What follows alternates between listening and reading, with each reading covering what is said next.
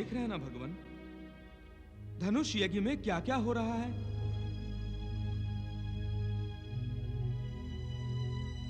क्या सचमुच पृथ्वी वीरों से हीन हो गई है प्रभु? क्या शिव धनुष की प्रत्यंचा चढ़ाने वाला कोई है ही नहीं वहां? रावण को देखकर एक आस बंधी थी, किंतु न जाने धनुष को देखते ही उसे क्या भय लगा, जो वो बिना प्रयास के ही लौट गया। भगवान, नव ग्रहों को बंदी बनाने वाला, अपने बल से कैलाश पर्वत तक को उठा लेने वाले रावण को अकस्मात ये क्या हो गया? इस प्रश्न का उत्तर मेरे मन को बेचैन कर रहा है। कृपा करके मेरी इस बेचैनी को दूर कीजिए। नारद, तुम्हारी बेचैनी का कारण है कि तुम केवल प्रत्यक्ष देख रहे हो। अप्रत्यक्ष में क्या है, उस ओर तुम्हारा ध्यान नहीं गया। मैं समझा नहीं परमपिता। नारद, तुमने रावण की प्रत्यक्ष शक्ति का वर्णन तो किया, किंतु उसकी शक्ति के पीछे जो अप्रत्यक्ष शक्ति है, वो है उसकी भक्ति। हाँ देवर्षि, रावण ने जो शक्ति और सामर्थ्य प्राप्त किया है, उसके पीछे उसकी भक्ति है और उसकी तपस्या है। क्यों त्रिनेत्रधारी? भक्ति तो उसके रोम रोम में बसी है नारद। पूर्व जन्म वो प्रभु का पार्षद था, किंतु राक्षस कुल में जन्म लेने के कारण उस पर राक्षसी संस्कारों का प्रभाव अधिक पड़ गया। फिर भी वो मूल भक्ति संस्कार को भूला नहीं है। उस जन्म में भी वो भक्त था, इस जन्म में भी वो भक्त है। हे त्रिशूलधारी, वो राक्षसी संस्कार ही थे जो दशानन ने आपको चुनौती देने का दुस्साहस किया था। वत्स, ये मत भूलो, वही दशानन भोलेनाथ की शरण में भी गया था और इनका महान भक्त हुआ। इसीलिए जब शिव धनुष में रावण को साक्षात देवाधिदेव भगवान शिव के दर्शन हुए, तो रावण ने अपने इष्ट देव को प्रणाम किया। हाँ, नारद, भक्त कभी भगवान का निरादर नहीं करता, और भक्त कभी भी भगवान से बराबरी करने के बारे में भी नहीं सोचता। इसीलिए रावण ने शिव धनुष को स्पर्श तक नहीं किया। वाह, नारायण नारायण, ये तो सत्य में अद्भुत है त्रिदेवों। राक्षसी महत्वाकांक्षाओं के भीतर छिपा हुआ भक्ति भाव। नारायण नारायण।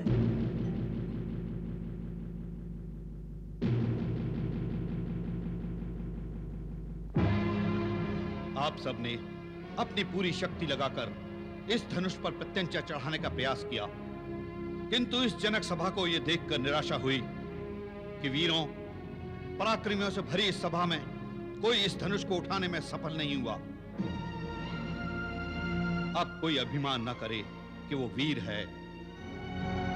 मैंने जान लिया कि पृथ्वी वीर विहीन हो गई है। यदि मैं पहले से ऐसा जानता तो ऐसी कठोर प्रतिज्ञा कभी ना करता। यही मेरी पुत्री का भाग्य है। अब वो आजीवन अविवाहित रहकर मेरी इस कठोर प्रतिज्ञा को कोसती रहेगी।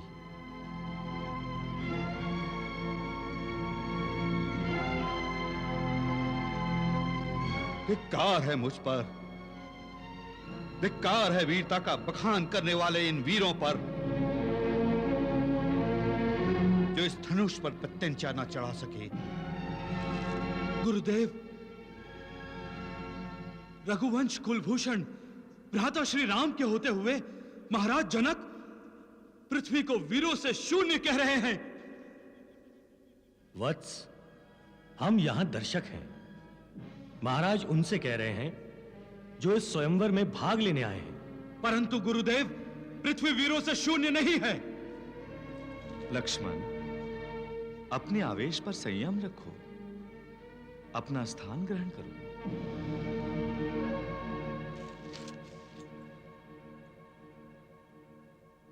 राजगुरु शतानंद जी,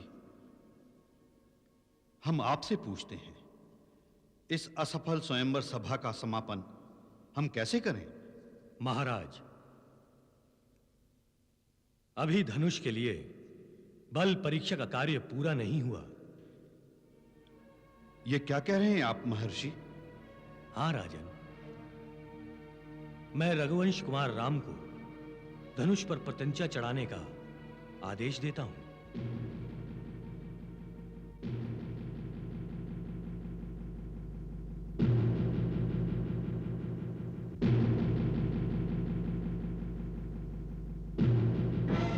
ब्रह्म ऋषि, ये क्या कह रहे हैं आप?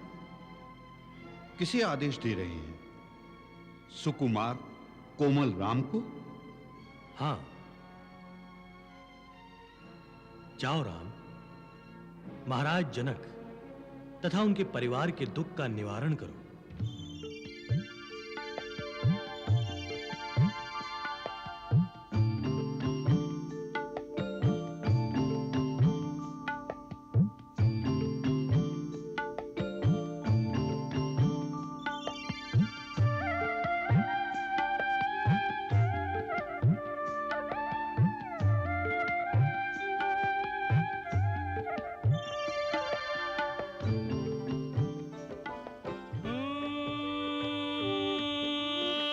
समय जानी गुर आय सुपाई,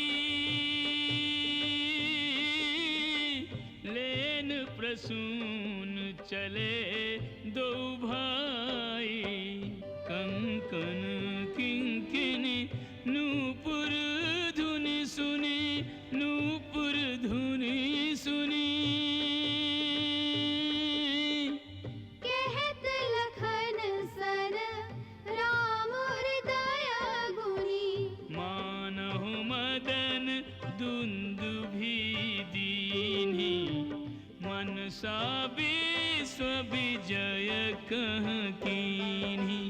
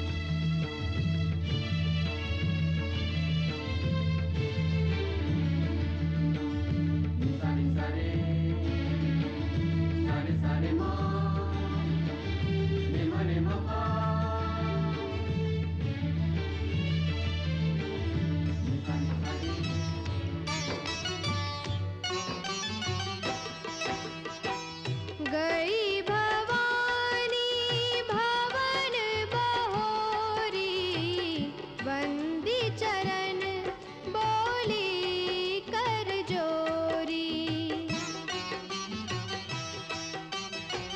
जय जय गिरिवर राज किशोरी, जय महेश मुख चंद चकोरी।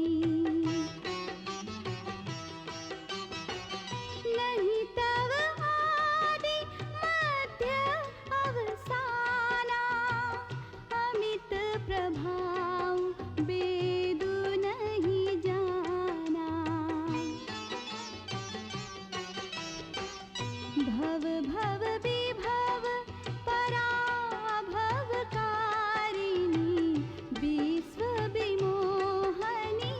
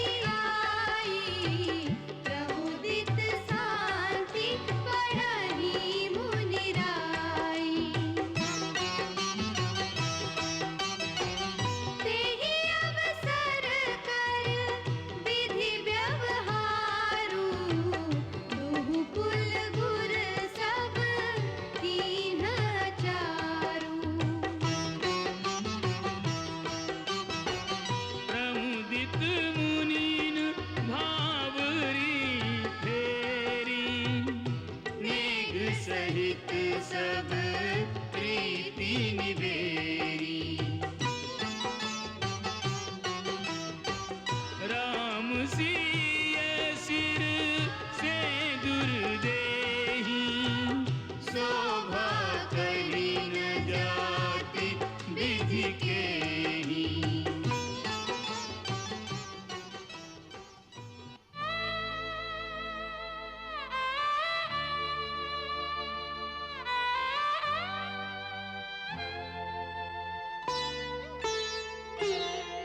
जुड़ा राम के संग सीता का नाता,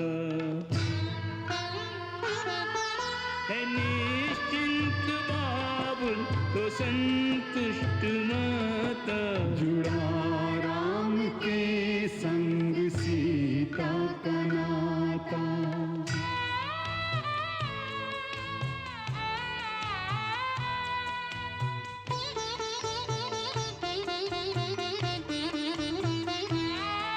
विदा हो रही है सिया प्राण प्यारी, है विचलित जनक से परम धैर्यधारी। चली दूर मैना के बगिया की मैना, के पानी नयन का नयन में रहेगा। विदाई का दुख सब दुखों से बड़ा है, पर इस मोड़ पर दुख ये सहना पड़ा है, कि सुख से रहेगी हमारी सुजाता। जुड़ा राम के संग सीता का नाता। जुड़ा राम के संग सीता का नाता।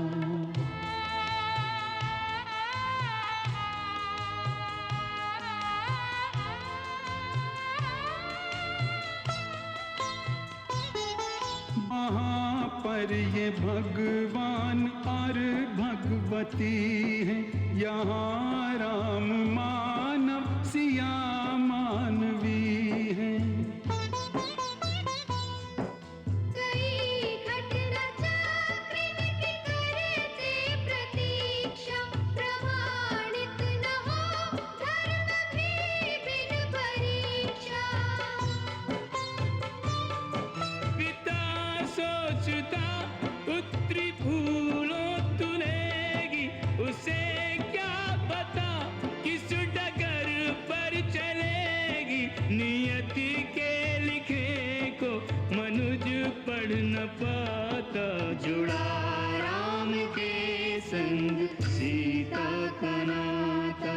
जुड़ा राम के संग सीता का नाता।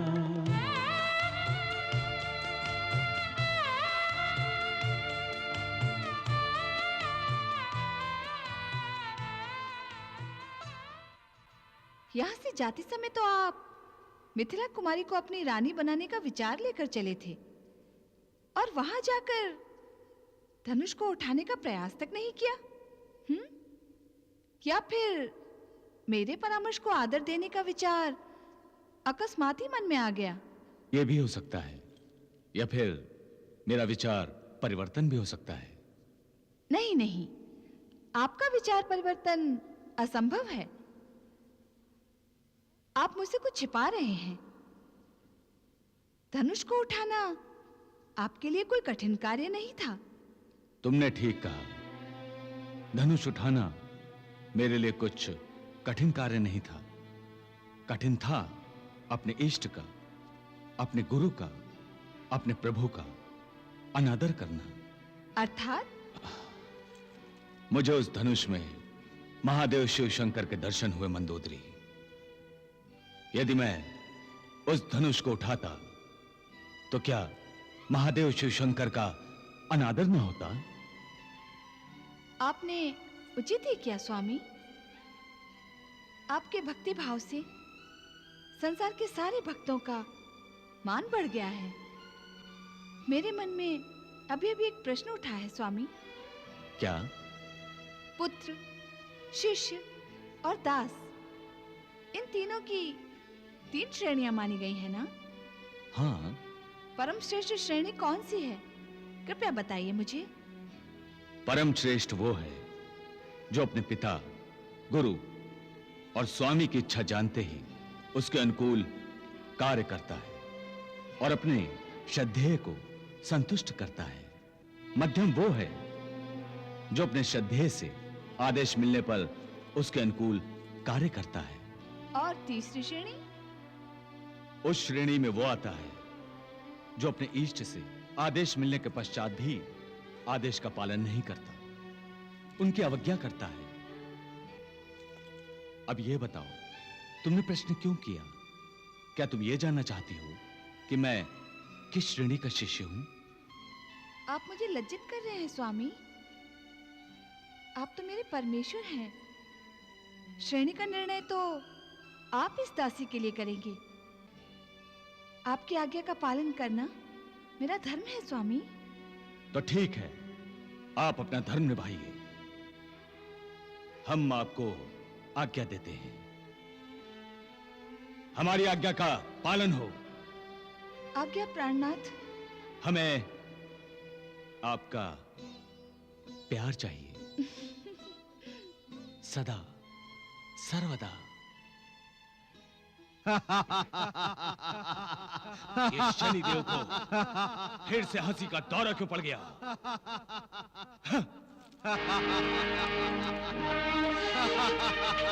आओ दशानन, आओ आओ मेरे निकट आओ। आओ, मैं तुम्हें अच्छी तरह देख तो लूं। मैं तुम्हारे दर्शन करना चाहता हूं।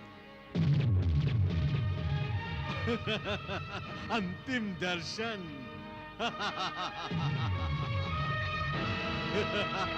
क्यों, दिन में स्वप्न देख रहा है तू और हंस रहा है? जिसे तू स्वप्न कह रहा है वो तेरे भविष्य की अंतिम रेखा है, और वो मुझे ग्रह मंडल तक जाकर रुकी दिखाई दे रही है। और हंस इसलिए रहा हूं मैं कि ये रेखा तेरे जीवन चक्र की गति है और वो रुक गई है। तेरा काल चक्र घूम कर तेरे सामने आ खड़ा हुआ है रावण। तू मुझे बांध सकता है, काल चक्र को नहीं। तेरा विनाश निकट है रावण, तेरा विनाश निकट है। तेरा विनाश निकट है।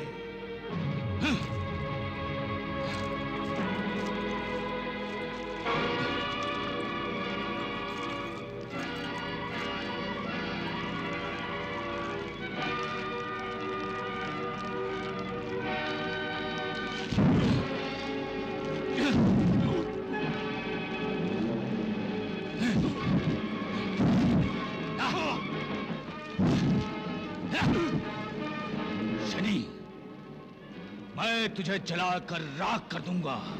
जलेगा तू रावण, शीघ्र ही जलेगा, और शीघ्र ही जलेगी तेरी लंका। अपनी सोने की लंका को अपनी आंखों से जलते देखेगा तू। फिर तू रोएगा और मैं हंसूंगा, मैं हंसूंगा रावण, मैं हंसूंगा।